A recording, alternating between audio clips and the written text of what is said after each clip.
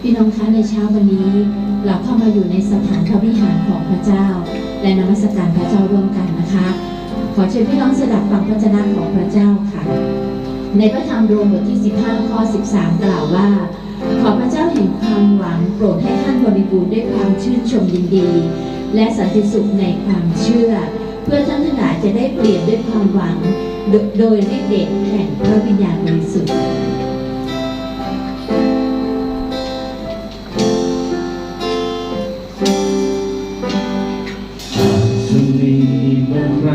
ที่เราเจอวันร้ายในเวลาที่ใจต้องหมดสิ้นหวังเดินคนเดียวบนหนทางที่ดูฉันยาวไปแล้วจะมีผู้ใดจะมาช่วยเรายังรักเราอยู่จะคอยดูแลเราอ่อนแอพระองค์ให้ความเข้มแข็งเป็นกำลังและเรี่ยวแรงให้เราเดินต่อไปขอให้เราเป็นวางใจในพระองค์เพื่อใจปวดร้าวเจ็บกับความทุกข์ใจกับความเลวร้ายคงจะจนหนทางจะอธิษฐานให้พระองค์คอยดูแลทุกอย่างฝากความหวังที่พระองค์จะพึ่งพาพระองค์สู่เรียนให้เราพึ่งพาพระเจ้าแต่เพียงผู้เดียวไม่ว่าจะเจอสถานการณ์ใดๆในชีวิตพระเจ้าเป็นที่หนึ่งในชีวิตของเราเสมอเยซูยังรักเราอยู่จะคอยดูแลเราอ่อนแอพระองค์ให้ความเข้มแข็งเป็นกำลังและเรี่ยวแรงให้เราเดินต่อไปขอให้เราได้วางใจในพระองค์ด้วยใจปวดร้าว ให้ผู้ร้ายเจ็บกับความทุกข์ใจกับความเลวร้ายคงจะจนหนทางจะอธิษฐาน อธิษฐานให้พระองค์คอยดูแลทุกอย่างฝากความหวังที่พระองค์จะพึ่งพาพระองค์สู่เรียนเพื่อใจปวดร้าวเจ็บกับความทุกข์ใจกับความเลวร้ายคงจะจนหนทางจะอธิษฐานให้พระองค์คอยดูแลทุกอย่างฝากความหวังที่พระองค์จะพึ่งพาพระองค์สู่เรียน เราฝากความหวังให้กับพระเจ้าเป็นสิ่งที่มั่นคงพระเจ้าจะรับผิดชอบและพระสัญญาของพระองค์จะอยู่กับเรากับผู้ที่วางใจในพระองค์ฝากชีวิตให้เราให้พระองค์ดูแลทุกอย่างไม่ว่าเราจะเจอสถานการณ์ใดๆในชีวิตพระเจ้าจะทรงช่วยใจอย่างที่เราพึ่งพาพระองค์พระเจ้าจะทรงนำพาชีวิตของเราให้อยู่รอดปลอดภัยเสมอขอบคุณพระเจ้าเราจะไม่หวังปัญญาที่เรามีอยู่เราจะไม่หวังพึ่งเงินทองที่เรามีอยู่แต่เราจะมีความหวังในองค์พระผู้เป็นเจ้าของเราเพราะพระองค์ทรงจะนำพาชีวิตของเรา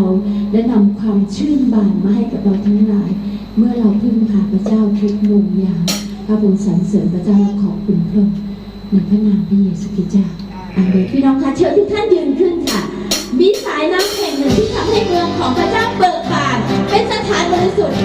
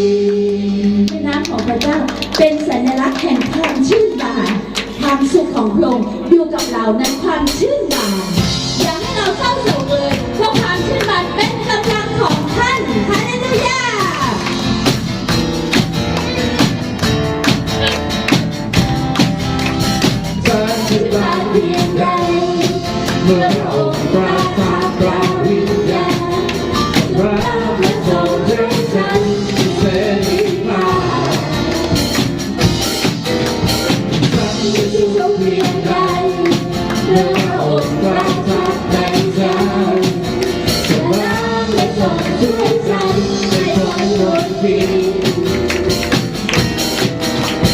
ฉันจะเพียงใดเมื่อพระองค์มาจากพระวิญญาณรักและทรงให้ฉันมีเสรีภาพ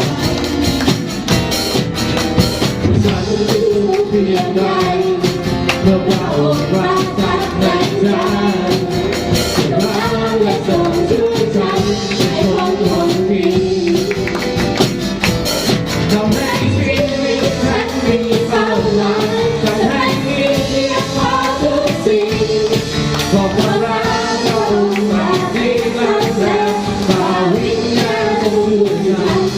ความชื่นพาไหลล้นตลอดกาลสันติสุขไม่มียับยืนก็พระเยซูทรงประทานในใจของเราแสนรักเพียงใดเมื่อพระองค์ปราศจากความวิญญาณรักจะทรงให้ฉันมีเสรีภาพ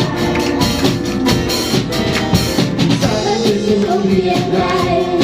เมื่อพระองค์ปราศจากในใจทรงรักและทรงช่วยฉันให้พ้นมนทินทำให้ชีวิตฉันมีเป้าหมายทำให้มีเพียงพอทุกสิ่งขอบพระพระองค์มาที่รักแท้พระวิญญาณทรงช่วยฉันความเชื่อมั่นไหลล้นตลอดกาลสันติสุขไม่มียับยืนขอพระเยซูทรงประทับในใจของเราทำให้ชีวิตฉันมีเป้าหมายทำให้มีเพียงพอทุกสิ่งขอบพระพระองค์มาที่รักแท้พระวิญญาณทรงช่วยฉันความเชื่อมั่นไหลล้นตลอดกาลสันติสุขไม่มียับยืนขอพระเยซูขอพระเยซูขอพระเยซูขอพระเยซูขอพระเยซูขอพระเยซูขอพระเยซูขอพระเยซูทรงประทับในใจขอพระเยซูทรงประทับในใจของฉัน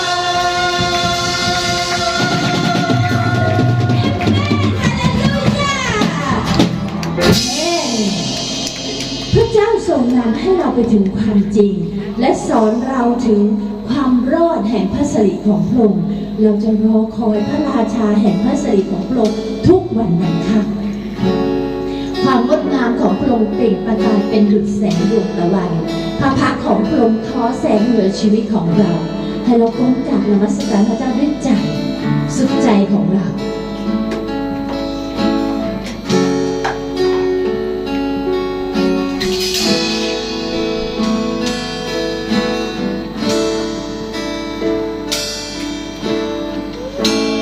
พระเยซูผู้ทรงงดงามเปล่งประกายดังดวงตะวันพระพักตร์ทอแสงจากสวรรค์เราราชาล้วนก้มลงกราบขอศักดิ์ศรีว่าที่พระบาทและเป่าลงน้ำมัสการพระองค์ทรงสมควรแด่ทุกคำสรรเสริญและสรรเสริญขอพระเกียรติเป็นของพระองค์ผู้ทรงเป็นอัลฟาและเป็นโอเมก้าครอบครองทุกๆสิ่งทุกเพลงสรรเสริญเป็นของพระสุราศีก้องดังนำลาเปลวไฟลุกที่ดวงพระเนตรถ้าหากพระองค์ทรงฤทธาไม่มีน้ำผู้ใดอาจเปรียบ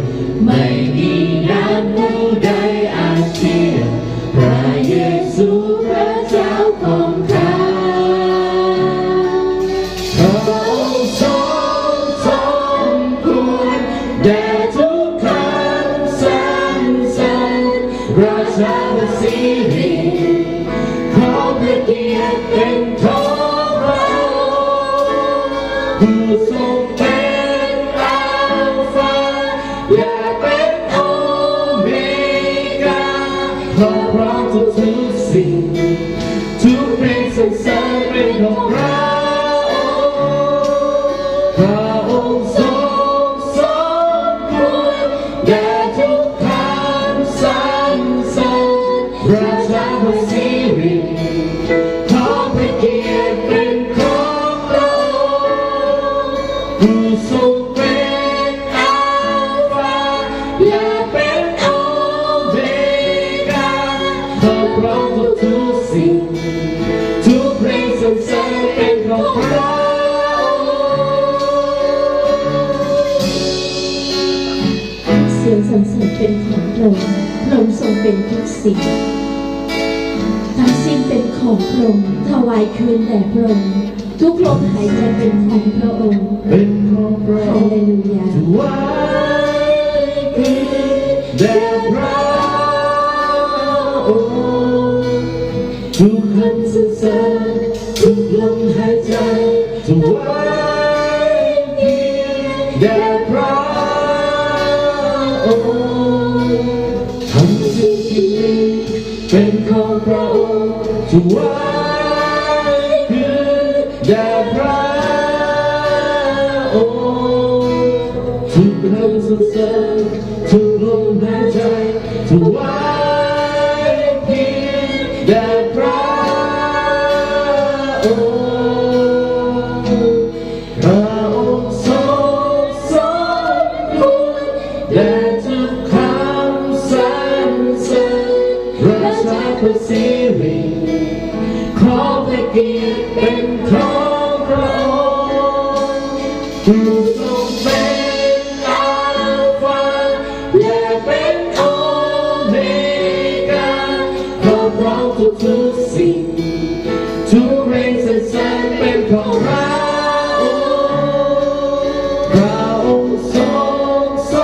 มควรแด่ทุกคำสรรเสริญราชาพระสิริขอพระเกียรติเป็นของพระองค์ผู้ทรงเป็นอัลฟาและเป็นโอเมก้าขอพร้อมทุกสิ่งทุกเพลงสรรเสริญเป็นของพระองค์บริสุทธิ์พระองค์บริสุทธิ์พระนามพระองค์ทรงบริสุทธิ์บริสุทธิ์พระองค์บริสุทธิ์พระนามพระองค์ทรงบริสุทธิ์ พระนามของพระองค์ช่างงดงามและบริสุทธิ์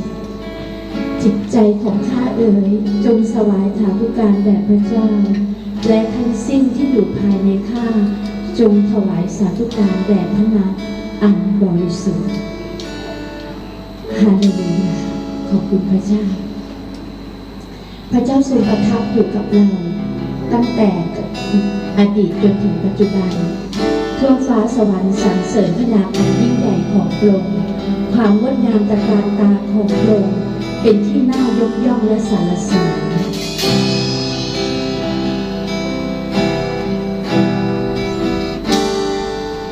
ผู้ทรงประทานก่อนการเวลาและสร้างบางสิ่งผู้ได้ดำริดวงดาวใหญ่น้อยและฟ้าสวรรค์ไม่มีผู้ใดจะเทียบพระองค์ไม่มีนามใดที่จะทูลบวชการสรรเสริญ ใช่แล้วพระเจ้าค่ะ นอกจากพระองค์ ฮาเลลูยา ผู้ทรงประทานลงมา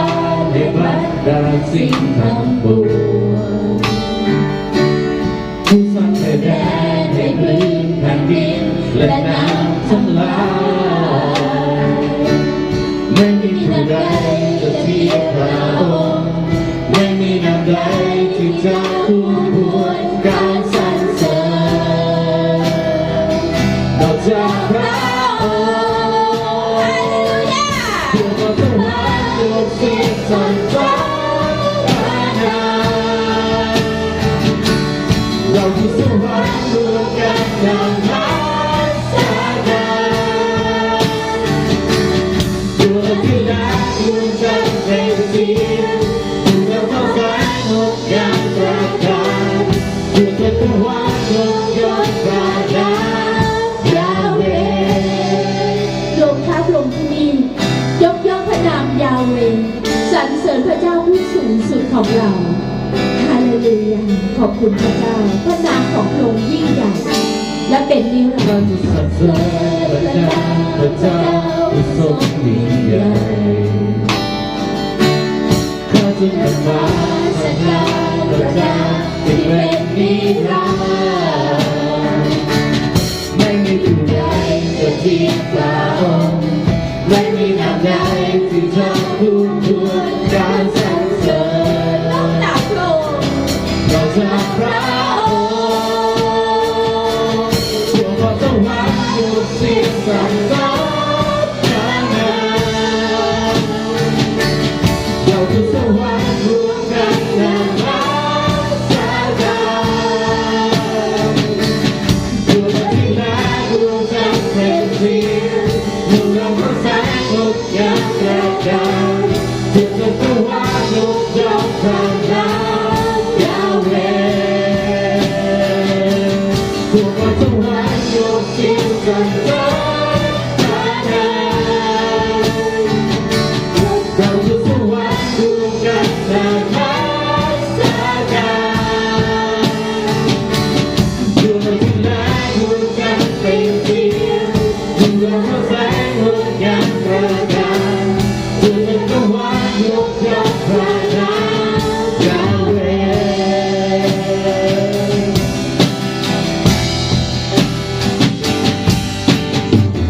ทรงยกย่อง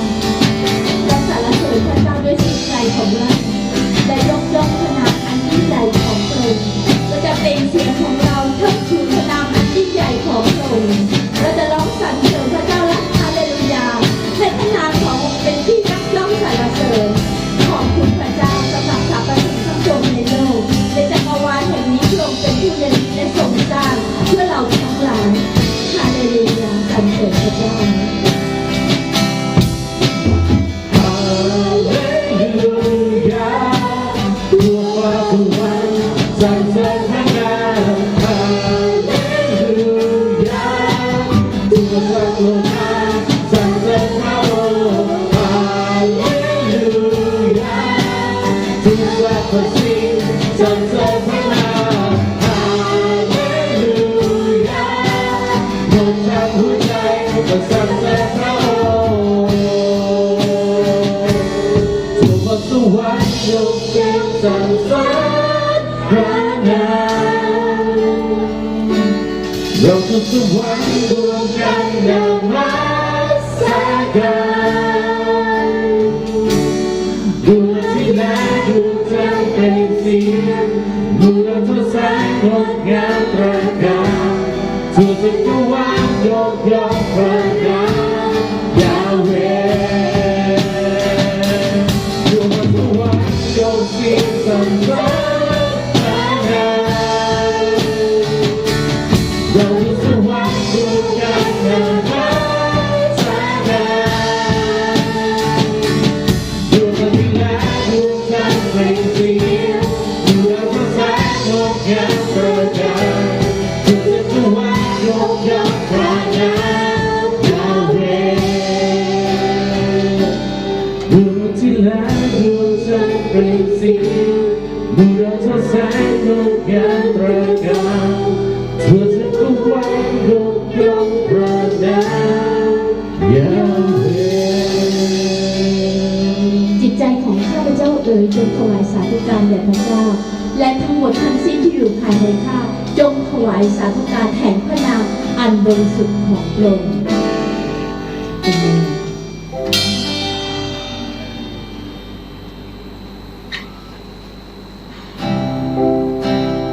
ผู้ใดจะขึ้นไปบนภูเขาของพระเจ้า ผู้ใดจะยืนอยู่ในสถานอันบริสุทธิ์ของพระองค์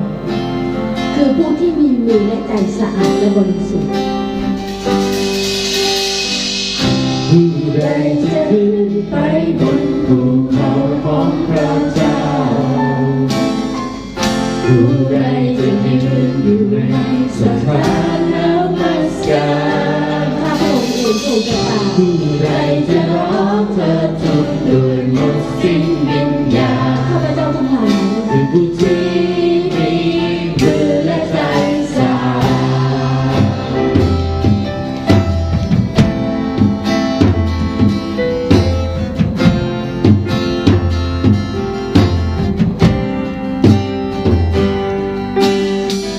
ผู้ใดจะยกเสียงขึ้นต่อหน้าพระบัลลังก์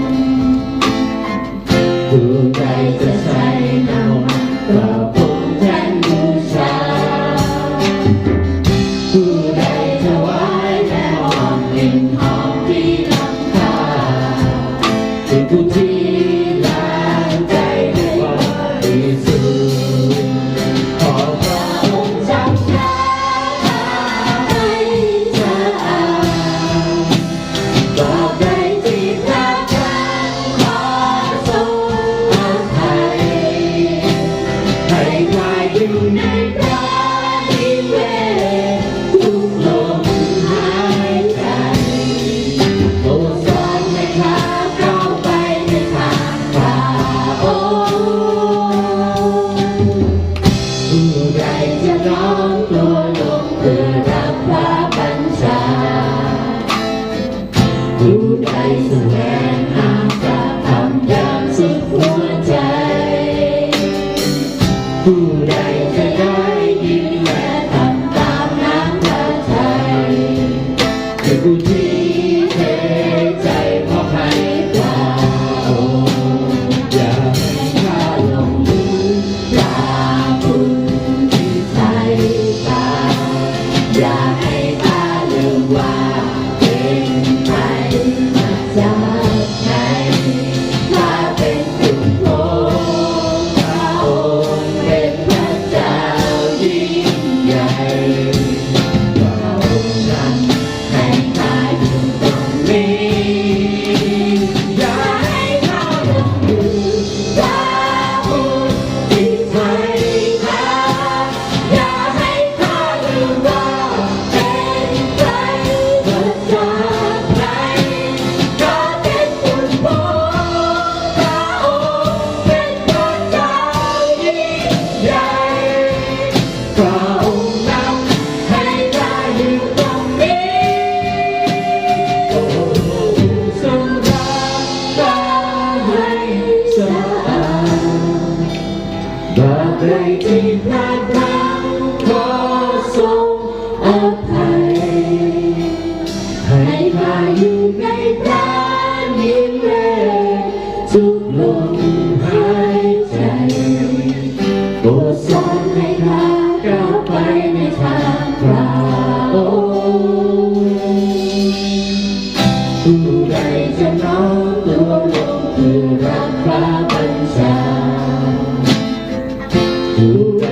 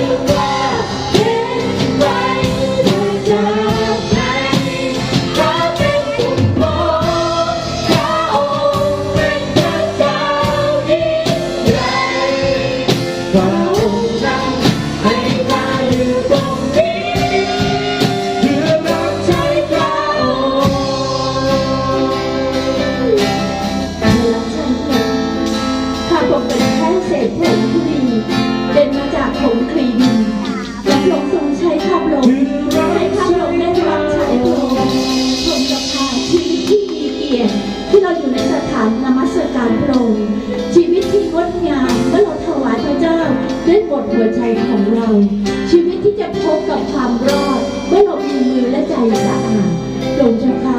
ขอให้พระบัญชาของพระองค์เป็นสิ่งที่แน่ชัดในชีวิตของเราให้ถวายแด่พระเจ้าผู้สูงสุดในพระธรรมโรมบทที่3 ข้อ 24 กล่าวว่าแต่ทุกคนที่ได้รับความชอบธรรมโดยพระคุณของพระองค์เป็นของประทานโดยการไถ่ของพระเยซูคริสต์ฮาเลลูยาสรรเสริญพระเจ้าพระองค์ขอบคุณพระองค์ในสถานนมัสการแห่งนี้พระองค์ได้รับใช้พระเจ้าถวายเกียรติแด่พระองค์ทั้งสิ้นทั้งหมดที่มีถวายแด่พระเจ้าแต่เพียงผู้เดียวทุกลมหายใจชีวิตเป็นของพระองค์